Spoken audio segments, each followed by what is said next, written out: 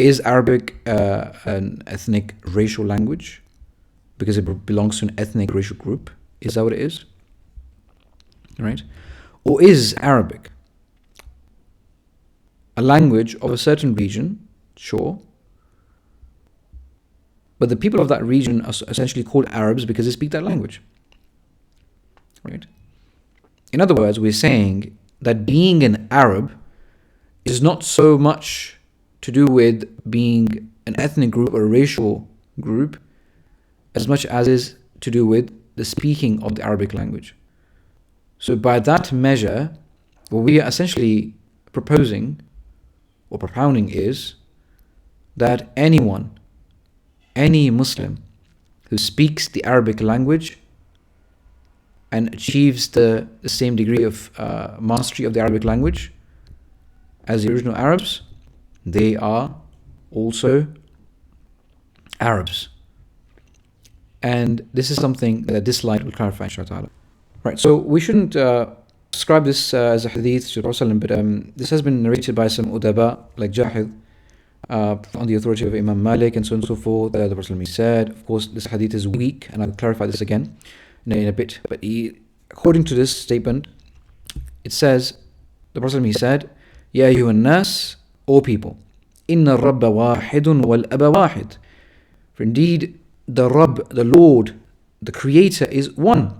Wal aba wahid, and the Father is one, i.e., the Father of all humanity. Adam alayhi salam is one.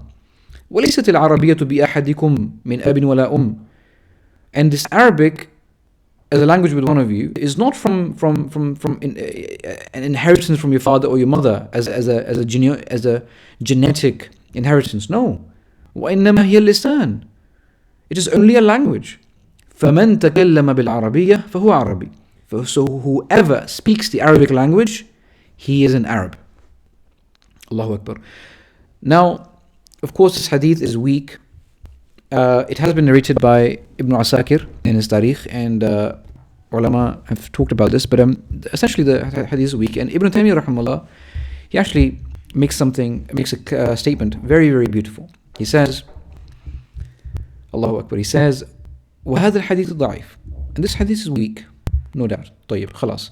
لكن معناه ليس ببعيد. However, its meaning is not far. It's not far from true. بل هو صحيح من بعض الوجوه. Rather, it is correct from certain aspects. So he's giving a validation to this aspect that Arabic is only a language. It's not a racial, genetically inherited, heritage. It's not. It's a language. طيب. And subhanAllah, he goes on to explain that ولهذا كان المسلمون المتقدمون لما سكنوا أرض الشام ومصر واللغة أهلها رومية وقبطية وأرض العراق وخراسان ولغة أهلها فارسية وأرض المغرب ولغة أهلها بربرية عودوا أهل هذه البلاد العربية حتى غلبت على أهل هذه الأمصار مسلمهم وكافرهم. وهكذا كانت خراسان قديما، ثم إنهم تساهلوا في أمر اللغة العربية واعتادوا الخطاب بالفارسية حتى غلبت عليهم وصارت العربية مهجورة عند كثير منهم ولا ريب أن هذا مكروه.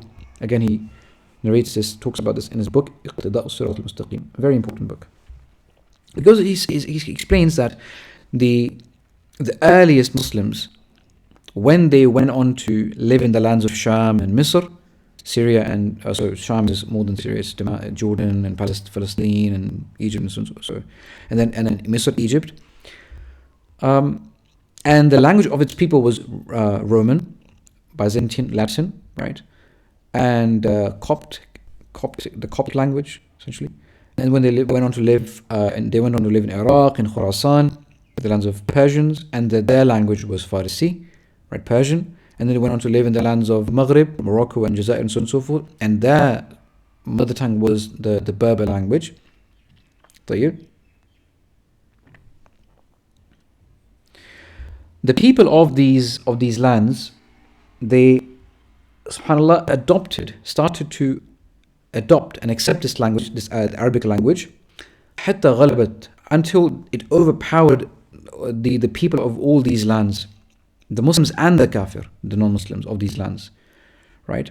People accepted the language from them because the Sahaba, they laid the foundations of Arabic madaris and makatib and so on and so forth, and majalis of al-ilm and spreading of this religion, so on and so forth. So when this religion was spreading, it became a motivation for others to learn the language.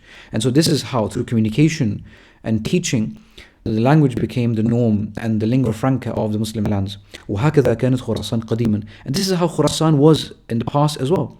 And then they became a bit, laxed in the matter of the Arabic language and speaking with it, and they became used to the communication in Farsi, in Persian, to the point that it overpowered them essentially. So it became the case that Arabic was left by them. Arabic, was not. Arabic was, subhanAllah, was left alone. It was thrown away from the society. Most of the people, they left the Arabic language as a form of communication and discourse. وَلَا رَيْبَ أَنَّ هَذَا مَكْرُوهٌ. There is no doubt that this is makruh. And as I mentioned, it can also be haram to a certain degree. Allahu Akbar. This clarifies to us very, very clearly that Arabic essentially is the language of the Ummah, and anyone, you and I, if we strive and we learn the Arabic language and we make this promise to Allah Azza wa Jal that we want to achieve that level in the Arabic language, that we become used to the same sentiment and ways of thinking as the original Arabs, and which is very possible till this time because the Arabic language is preserved, then we can also become Arabs, because Arabic is the communal language of the Ummah. And what substantiates this further is what Ibn Khaldun said in his Tarikh. He said, Al-Arabu al-Ariba وهم البائدة ثم العرب المستعربة وهم القحطانية ثم العرب التابعة لهم من عدنان والأوس والخزرج إلى آخر ذلك. And he said ثم العرب المستعجمة وهم الذين دخلوا في نفوذ الدولة الإسلامية.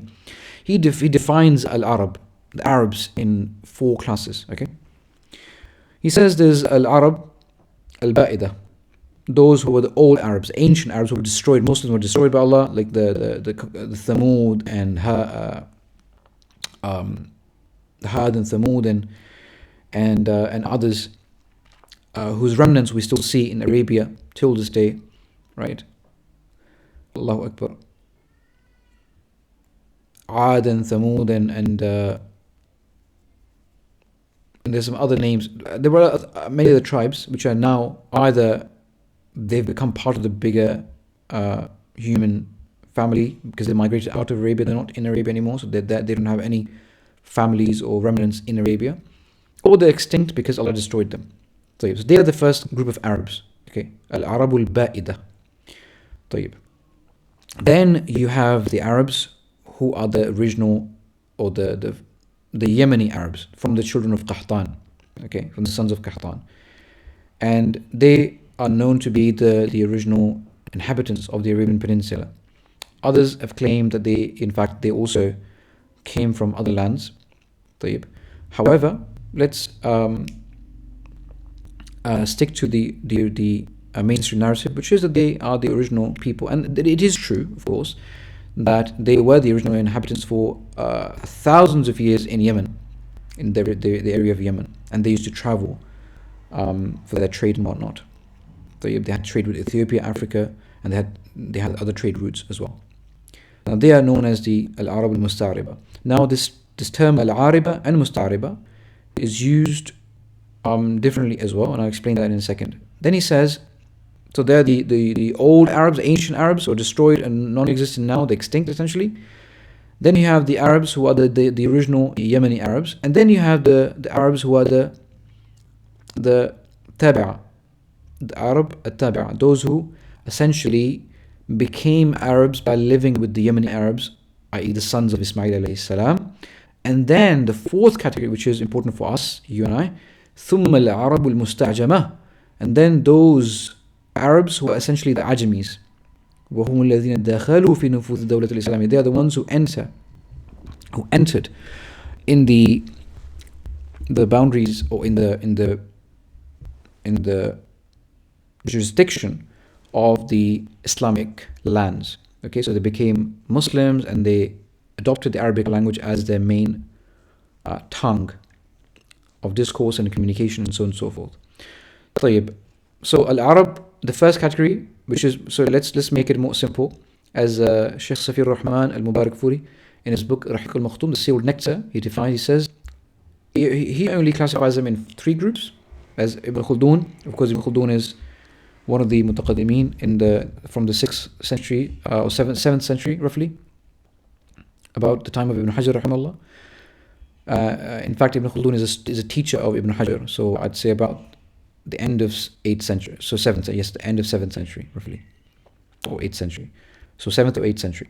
I don't exactly recall his date of departure from this world.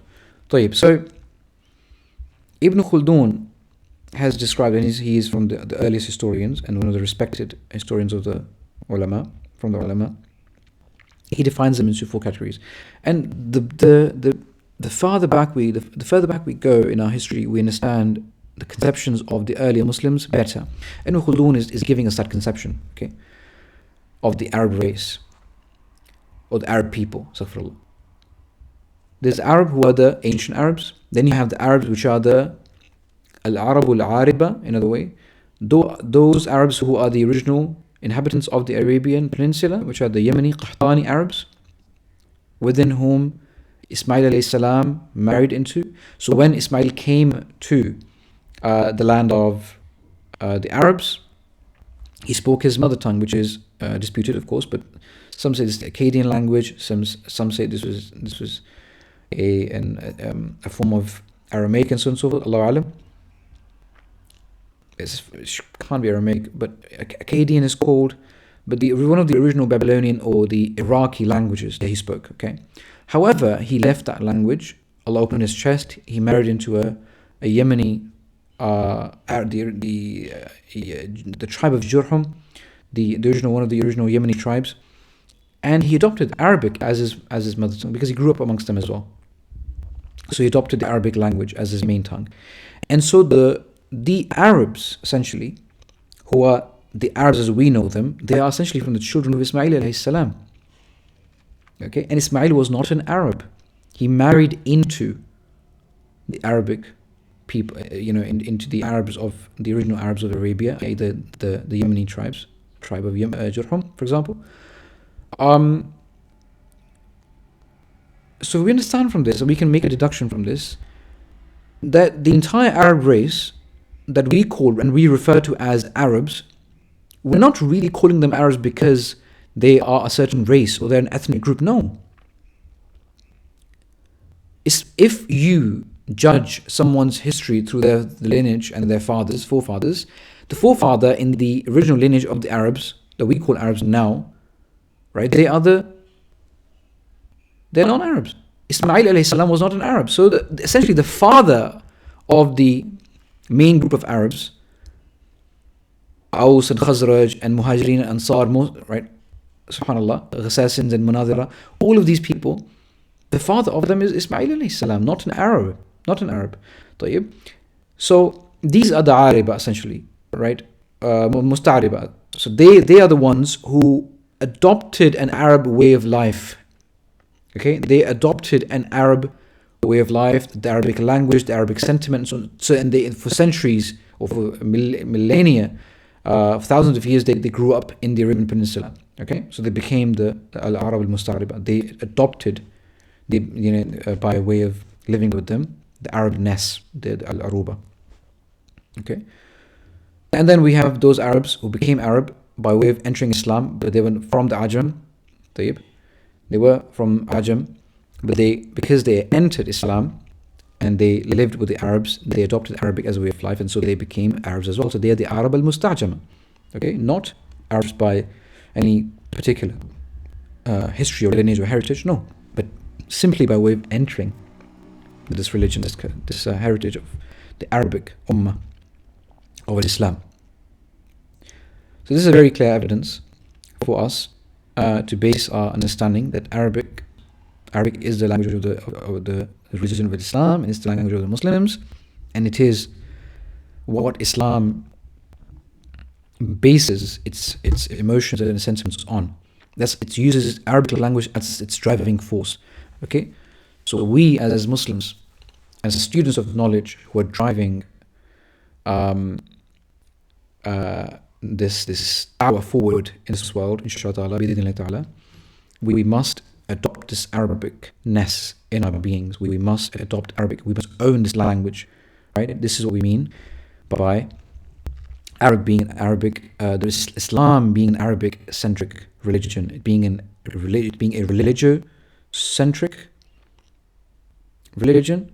We do believe that Islam is the only truth, and then Arabic is the language of this religion, and anyone who gets to that level in his sentiment, in his nutq, in his speech and communication and so forth, he can also technically be classified as an Arab, even if his lineage is Farisi and so on and so forth. And Ibn Taymiyyah rahimahullah, he's actually written this. He mentions that all of this that we've spoken about, if this is true for someone, right, then he's an Arab even if his lineage is Farisi. And if this is not true for someone, then he is not an Arab, even if he is a Hashimi, the most pure lineage, the most noble lineage of the Arabs. Allahu Akbar. Okay? So, I'll conclude with this, that when we as Muslims say Ashahada, we are implicitly also bearing witness to the fact that we love the Arabic language, we love the Arabs who gave us the language, the Sahaba from them, and the Tabi'in and so on and so forth. We recognize their virtue over us, we love them, and we accept that Arabic language matters to us as Muslims because Islam is indeed religious-centric and Arabic-centric in its nature. It does believe itself to be the only truth, and Arabic is the vehicle that drives that truth in the world.